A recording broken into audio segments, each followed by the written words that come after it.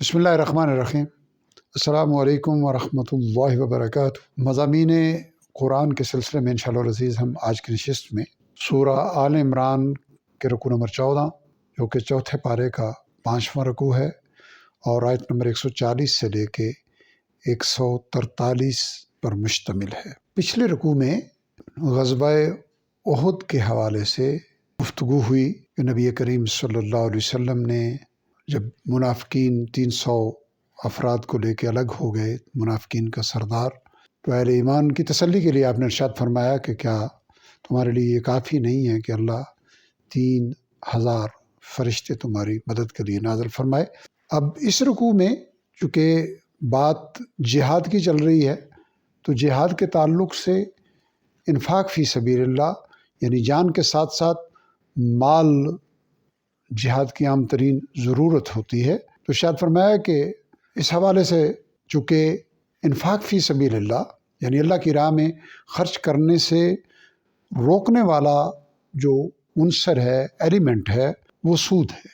اہل ایمان کو اس سے روکا جا رہا ہے اور دگنا چگنا کے الفاظ یہاں صرف اس کی سنگینی کے اظہار کے لیے ہے، ورنہ سود کی ہر نوعیت حرام اور جہنم کا ایندھن بننے کی راہ ہے۔ نجات کی راہ اللہ تعالیٰ اور اس کے رسول صلی اللہ علیہ وسلم کی اطاعت کے سوا کچھ اور نہیں ہے۔ سود کے بجائے اللہ تعالیٰ کی مغفرت یعنی اہل ایمان کو سود سے روکا تو سود کے بجائے اللہ تعالیٰ کی مغفرت اور لامحدود وسعتوں والی جنت کی طرف لپکنے کی ترغیب دی، جو کہ انفاق فی سبیل اللہ سے حاصل کی جا سکتی ہے۔ وہ جنت ان متقیوں کے لیے منتظر ہے جو خوشحالی اور تنگ دستی میں اللہ کی راہ میں خرچ کرتے ہیں، لوگوں کے ساتھ غیظ و غضب کے بجائے درگزر کرتے ہیں اور خیر کی راہ میں خوب سے خوب ترک متلاشی رہتے ہیں۔ ان سے گناہ سرزد ہو جائے تو اپنے عمل پر اصرار کرنے کی بجائے فوراً توبہ استغفار کی راہ اختیار کرتے ہیں۔ اللہ تعالیٰ نے ایسے لوگوں کا صلہ مغفرت اور جنت کے باغات تیار کر رکھے ہیں۔ اسی پہلو سے کمزور اہل ایمان کو تنبیہ کہ کامیابی کی اس عادت سے منہ موڑنے والوں کا انجام ہلاکت ہے۔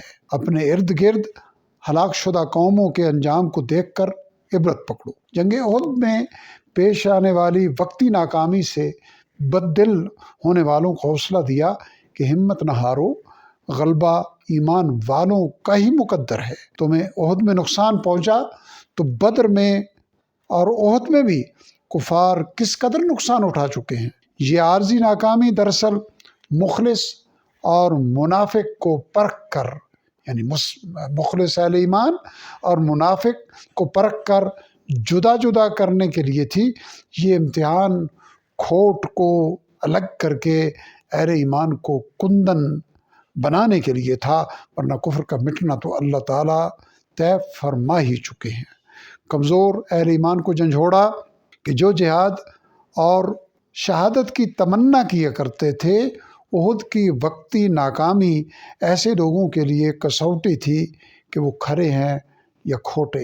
رب ذوالجلال اپنی رحمت و کرم سے ہمیں قرآن حکیم کے ساتھ رمضان المبارک کی ساعتوں میں زندہ و جاوید تعلق کی بنیاد بنانے کی توفیق عطا فرمائیں۔ وآخر دعوانا الحمد للہ رب العالمین۔